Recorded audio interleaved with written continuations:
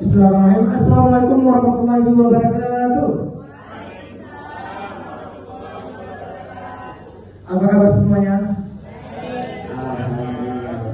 Tepuk semangat. Semangat. Semangat. Ya, panas ruangannya nih. Siang Om. Oke, baik. Pada kesempatan ini saya akan berbagi praktik baik saya selama mengikuti pelatihan dari awal sampai hari ini. Perjalanan saya itu luar biasa, ada letih, ada lelah, ada senang dan ada luar biasanya. Banyak yang saya hadapi dan banyak yang saya tinggalkan.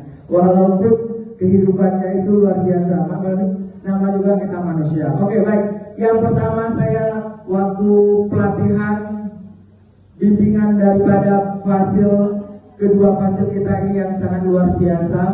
Alhamdulillah, terima kasih Bapak dan Ibu yang telah membimbing saya atau kami di sini, memberi ilmu-ilmu yang luar biasa yang bisa kami terapkan di sekolah. Pada kegiatan yang awalnya saya kembali ke sekolah itu langsung jumpa dengan kepala sekolah bagaimana materi yang saya dapatkan dan kapan saya harus melakukan diseminasinya.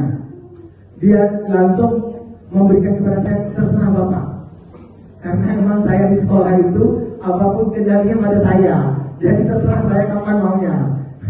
Jadi seperti itu. Jadi kegiatan itu selalu saya lakukan kepada guru. Pada hari Sabtu biasanya kami ambil pada hari Sabtu kegiatan diseminasi kepada guru bagaimana pembelajaran awal daripada coding itu nanti ada ini foto kegiatannya. Pada hari Rabu saya ambil 2 hari Sabtu dan Rabu saya melakukan diseminasi 2 kali. 2 kali saya lakukan kegiatannya kepada guru saya. Itu karena kenapa? Mau berimbasan kepada guru kami di sekolah kan ada 3 kelas kita ya. Kira-kira 3 kelas kan mungkin saya semua yang masuk ke semua kelas itu. Jadi awalnya saya memberikan imbasnya kepada guru-guru saya awalnya tuh. Jangan nanti saya lupa atau saya meninggal nggak sempat terimbasnya materinya dari dia. Oke, jadi sebagaimana coding yang kita awal dapatkan di sini sebelum awalnya itu langsung saya memberikan kepada guru-guru. Kemudian guru-guru saya itu menerapkan bagaimana penerapannya kepada pembelajaran, tidak hanya di pembelajaran coding, tapi di orang ini saya arahkan untuk mengimplementasikan kepada pembelajaran yang lain. Jadi bagaimana? Jadi guru kelas 1 pun malah dia lebih senang mengarahkan kepada anaknya suka kepada pembelajaran matematiknya. Itu saya melihat, saya kan melakukan sebagai supervisi. Saya juga termasuk guru senior dalam supervisi. Mewakili para sekolah. Jadi saya memantau bagaimana orang itu dalam mengajar pembelajaran. Kadang-kadang saya juga ngintip guru saya itu, karena kadang-kadang suka guru saya, Pak Jo minta tolonglah lihat saya ngajar. Kadang-kadang ini. Jadi di situ, kemudian pada kita pertemuan di pembelajaran awal, pembelajaran profesional, saya mengarahkan siswa saya, yaitu saya sendiri menerapkan pembelajaran berpikir profesional itu pada pembelajaran implementasikan pembelajaran IPAS. Pembelajaran IPAS itu pada saat itu pada rantai makanan, makanya itu saya tampilkan juga. Yang saya jelaskan itu tentang pembelajaran implementasi ke rantai makanan. Di situ anak-anak bagaimana dia dalam posisi membuat bola. Di situ semuanya dia terarah dengan pembelajaran berpikir profesional. Kemudian setelah itu saya pada berikutnya itu saya mengajak anak untuk mengajar dalam menggunakan AI pembuatan Google Map. Buat anak-anak membuat map dari rumah dia ke sekolah. Orang itu membuat map dari rumah dia tersimpan di HP-nya, tersave di HP-nya. Dia misalnya kemanapun dia udah ada pulang ke rumahnya, tahu alamat rumahnya. Jadi kemanapun dia kalau ada waktu dia mau rute yang mana yang cepat dia ambil. Itu penggunaan Google Map kepada anaknya. Kemudian pada saat itu anak-anak menggunakan juga saya dalam pembelajaran dalam mengerjakan soal saya sering menggunakan PCs, menggunakan tugas-tugas anak-anak menggunakan kelompok. Ada kelompok, kita semua memiliki kelompok kan, itu boleh kita manfaatkan. Jadi kelompok itu kami malah di sekolah kami kelompoknya sudah rusak 2. Kenapa rusa sering dipakai?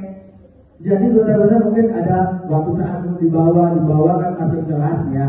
Mungkin karena layarnya udah bukan rusak apa, layarnya udah pecah. Maksudnya bukan artinya retak atau apa, tapi layarnya sudah nggak bisa terbaca lagi, sudah berwarna-warni. Tuh, makanya sering digunakan. Makanya nggak apa-apa, biar aja, nggak masalah. Orang barang kalau berarti sering kita pakai, makanya barang itu rusak.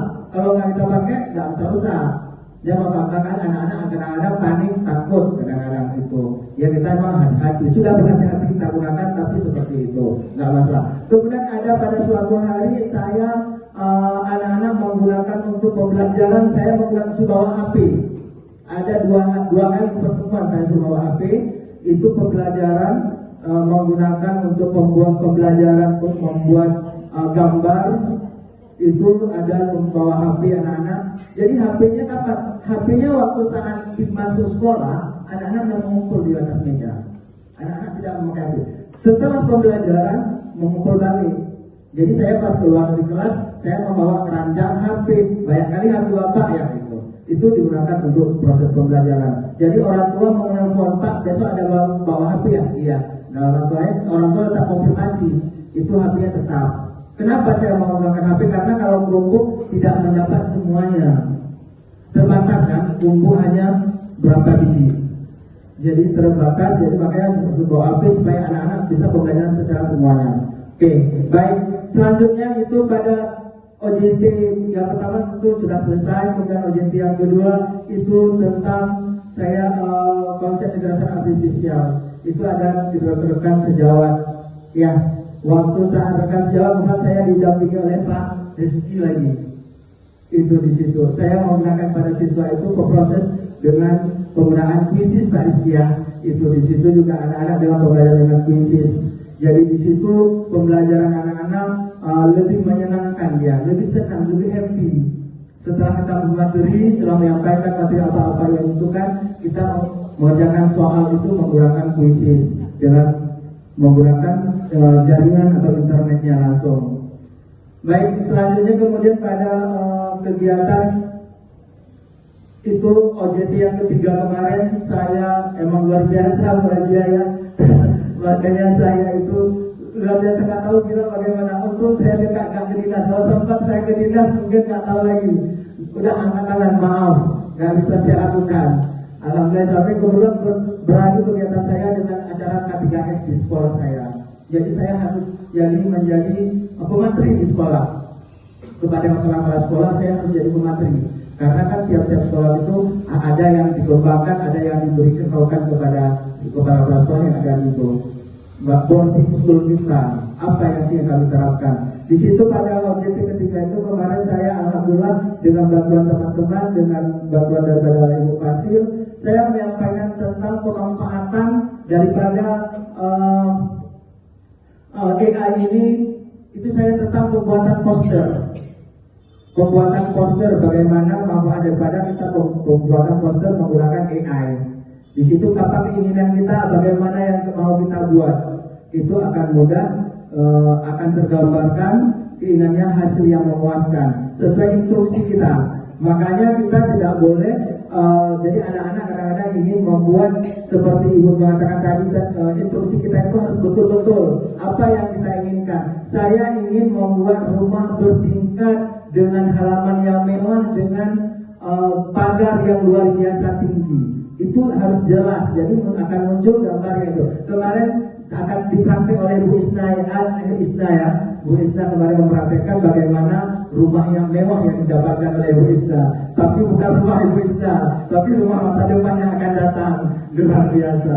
Oke, baik Bapak Ibu semuanya, alhamdulillah. Namun dalam kegiatan-kegiatan ini pasti ada tantangan dan ada kelebihan dan ada kekurangan.